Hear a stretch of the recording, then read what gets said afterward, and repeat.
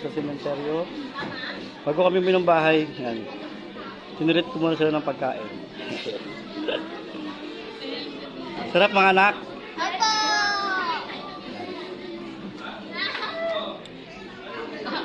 Okay, kaya na kayo maglaro. Ubusin nyo yan ha. Huwag kayo magmadali.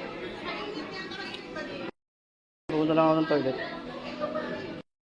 Guys, hindi alam mo na mga anak ko na wala na akong pera pamasahin na to. So sakto lang yung pera ko kasi na para sa nilang 6. So actually nagugutom na rin talaga ako eh. So may sobra pa namang 50 pesos. Bibili na lang akong palamig tsaka yosi. So yun guys, bilang magulang kailangan mo magtyaga, kailangan mo magsakripisyo. Te, pahingin sa palamig te.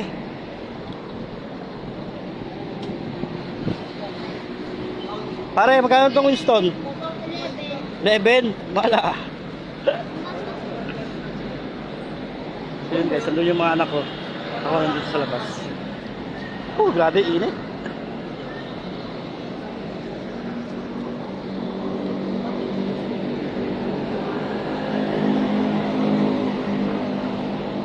Kapatong ako.